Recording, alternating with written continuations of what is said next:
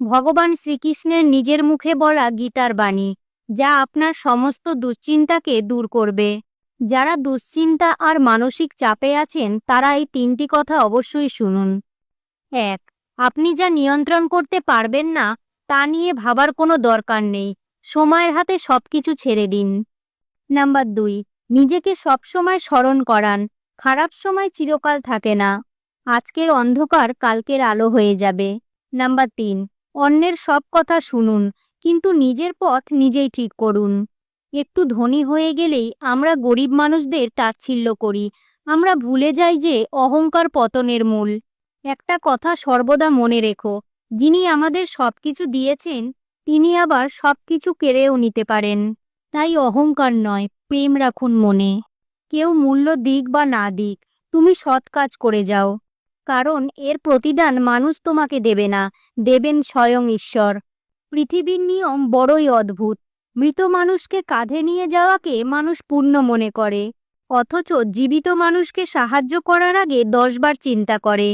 ভগবান বলেছেন, কারো মনে এত গভীরে প্রবেশ করো না, যেখান থেকে সে বের করে দিলে তুমি আশ্রয়হীন হয়ে পড়বে। কারো সাথে এত বেশি মনের কথা বলো না, যে সে যদি কথা বলা বন্ধ করে দেয় তাহলে তুমি বাকরুদ্ধ হয়ে যাবে। কারোর মুখ পানে এত বেশি চেয়েও না, যদি সে মুখ ফিরিয়ে নেয় তাহলে তুমি অসহায় হয়ে পড়বে। যা পেয়েছো তা হারিয়ে যেতে দিও না, যা হারিয়েছো তা আর ফিরে পেতে চেও না। আর যা পাওনি ভেবে নিও তা কখনোই তোমার ছিল না। জীবনে টাকা কম ইনকাম করলেও নিজের প্রতি সৎ থেকো, এতে তোমার কুঁড়ে ঘরেও শান্তির ঘুম হবে। পিতামাতার সেবায় যে পূর্ণ অর্জন হয় সেটা সমস্ত তীর্থস্থান ঘুরেও অর্জন করা যায় না। ঝগড়া করার পর যে ব্যক্তি প্রথমে কথা বলতে আসে সে কখনো নির্লজ্জ হয় না, তার কাছে সম্পর্কটার মূল্য অনেক বেশি। যদি ভগবানের স্থান মন্দিরে হয় তাহলে মা বাবার স্থান বৃদ্ধাশ্রমে কেন? শ্রীকৃষ্ণ বলেছেন, আমি স্বয়ং ঈশ্বর হয়েও নিয়তির নিয়মে কারাগারে জন্মাতে হয়েছিল। তাই জন্ম কখনোই মানুষের পরিচয় হতে পারে না, কর্মের দ্বারা সকল প্রাণীর পরিচয় তৈরি হয়।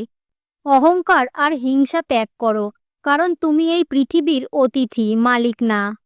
সময় পেলে শ্মশান থেকে ঘুরে আসুন, দেখবেন কত অহংকার পুড়ে ছাই হয়ে আছে। সেদিনই প্রকৃত মানুষ হতে পারবেন, যেদিন থেকে পোশাক আর টাকা দেখে মানুষকে বিবেচনা করা বন্ধ করবেন।